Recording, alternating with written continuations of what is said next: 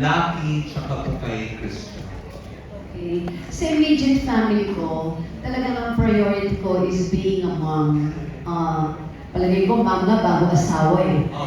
Kasi your husband will understand you. Pero I guess ang number one sa akin yung mga anak ko. You know, my immediate family. I want the best for them. And it's true. May dialogue dito kanina kung napanood nyo, di ba? Handa akong pumatay para sa mga anak ko. Totoo yan. Totoo yan. Pagka mother ka na, ina ka na, ayaw mo, totoo ka nila, it's a cliche, but it's very true. Ayaw mo nasasaktan ng anak mo. If they're feeling bad, parang sinasabi mo, sana ako na lang. Pag may nararamdaman sila, sana ako na lang. So, ang pakiramdam ko dito, sa pagkakaportray ko ng Amanda Bartolome dito, palagay ko, dikit na dikit din ito sa pagiging nanay ko kay Lucky at kay Brian. At sa puso ko, kay Secretary Alfred. Yun ang puso ko eh. Yun ang puso ko. But anyway, going back, but I felt like a nanay also. A fulfilled nanay also sa mas malaki kong pamilya sa Batangas. Naging governor ako, so nanay ako ng lalawigan. Alam ko yung pangangailangan na ilalapit sa iyo, tapos may nagagawa kang maganda sa kanila. I cannot explain the fulfillment. Parang nabubuo yung pagkatao mo unti-unti. Sana napagpaliwanag ko. Pag may nagagawa kang maganda, na hindi pang pelikula or napasalamatan ka, na alam mo pinakinabangan, nabubuo palalo yung pagkatao mo. You know, at the end of the day, I think the magic word is legacy. Kasi yung kabuuan ng pagkatao mo, yun ang pinaka-importante at the end of the day. Especially when you're maturing, or let's say, let's face it, when you're growing old na. Ganun yun. Thank you so much. Thank you, salamat din sa'yo, ha? Activist si Glenn pala siya, sorry, Jace, yung sabi ko kanina. Glenn! Thank you, Glenn. Thank you. Okay, thank you. Next, sa mga students naman. We have another question. So, good day po, Ms. Vilma. Good day. My name is Vincent Villas from People. First of all, grade 2. Ms. Vilma Santos, so understanding the themes reflected upon the field itself and aspects such as civil, the pressure of societal expectations, and of course, political injustices by the state. How would you compare the relevance of such things 22 years ago or days ago? And additionally, what do you think are the struggles of modern day Filipino films in terms of relating to the Filipino audience, and of course, collaborating to support here in our country? I'm sorry. What's your name again? I'm sorry? Vincent Villas. Vincent.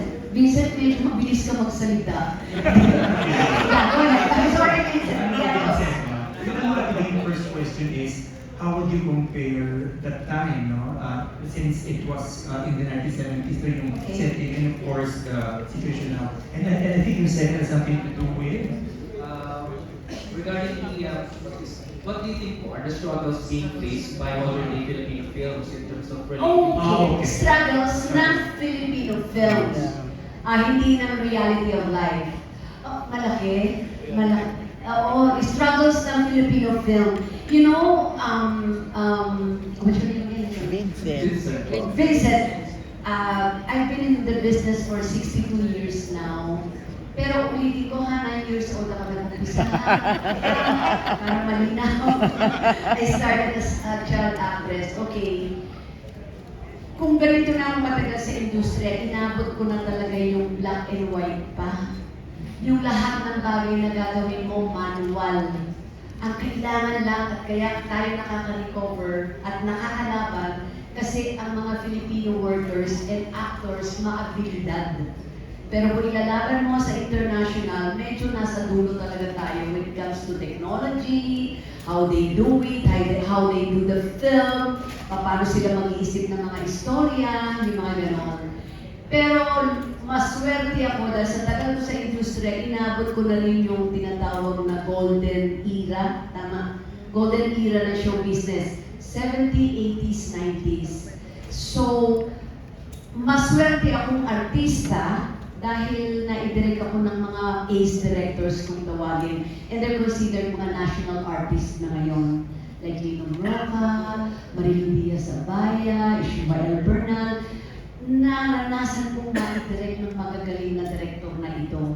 Pero through that, learning process din sa akin yon. Hindi naman umpisa magaling ka ng artista kahit nagkaka-award ka Best Actress. Hindi. You, every day, up to this day, may learning process pa rin yan, non-stop learning process. So the struggle is, ang kagandahan lang noon, mas focus ang industriya natin sa movies talaga. May television, may movies. Ngayon kasi iba ng labanan. With the technology that we have, medyo nagsasuffer ng konti ang ating industriya pag pag-uusapan ang pelikula. Kasi sa dami ng platforms ngayon because of social media, ang dami na. May Netflix, may HBO2, may Disney, ang dami. And then pag nagpalabas ka in 2 months, pwede mo na makita sa social media, which is so frustrating. This is the struggle now. Nararamdaman ko kasi inabot ko nga yung sabi ko, Sir Manuel, lahat trabaho talaga, really trabaho. But this, wala pa social media, talaga para makilala kami, kailangan pumunta kami sa Luzon, Visayas, Mindanao, as in literally personal appearance. We will really fly there to show ourselves. Ako po si Vilma Santos, ito po si Edgar Mortiz, ito po si Tirso Cruz III. Physically. Ngayon through media, kaya kilala ka na one day Baka 1 million ka lang na viewers mo. Ano ka na? Star ka na kagad, That is the struggle now. And the thing is, dumating din kami sa point ngayon, na kailangan namin ng mga suporta na from the government.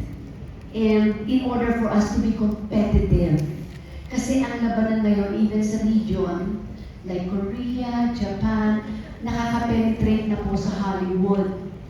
Tayo, we are trying our very best, but without the help of the government, or let's say PPP, public-private partnership, may tutulong sa ating mga privado to really compete. Kailangan natin yun at this point in time in order for us to really be competitive and really penetrate yung tinatawag nating Hollywood. Andiyan tayo, pero hindi pa rin ganun kadali, Pero the good thing, if I may share with you, we just had a meeting with our First Lady 3 nights ago, people. We were there, we were invited, the mga tao sa movie industry. And I think si First Lady Liza is willing to help and support and finance kung anong kailangan ng industriya in order for us to penetrate outside of the country. In order for us to really be competitive, ilalaban natin ang industriya ng pelikula.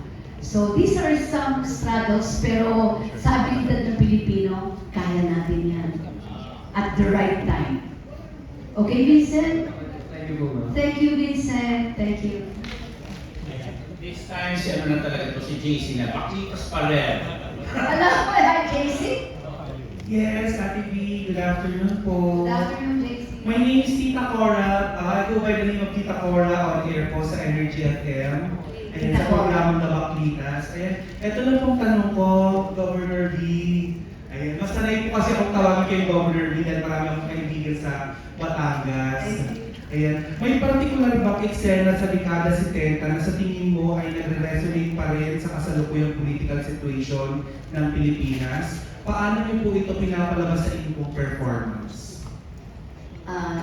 Need I say more? I don't know. Ano mga news niyo?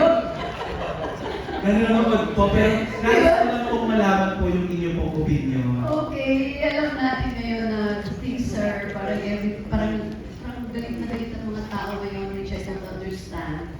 And I don't think it's good for our country. Kasi kung akong tatanungin mo sa ngayon, ang priority dapat tao. Kasi kailangan natin yun ngayon. Wala pa tayo sa masasabi natin we are yung comfortable place when it comes to our, let's say, economy, or in order for us to compete sa ibang bansa. Ang dami pang gera, left and right. $59 ang palitan. Can you imagine? Why? Hindi mo naman lahat masisisi sa bansa. Kasi may mga gera na. Alam mo yung ibig ko sabihin? Whether we like it or not, maapektuhan ang ekonomiya natin. But the way things are going, I mean, let's not be too sensitive now. Let's not be I, me, and myself. Let's think of other people. Let's think of the country. Yung nga sabi ni Kennedy ask not what your country can do for you, but what you can do for your country. And this time, please, let's not just think of ourselves. Huwag na tayo masyado mag-ego trip. If you think, as a public servant, you can contribute something para makatulong sa iaangat ng ating bansa. Because no man is an island. Hindi kaya lahat ng gobyerno yan. Hindi kaya ng isang politiko yan. We really have to work as a team and as a family in order for us for our country na makaangat uli. But the way things are going, let's hope for the best.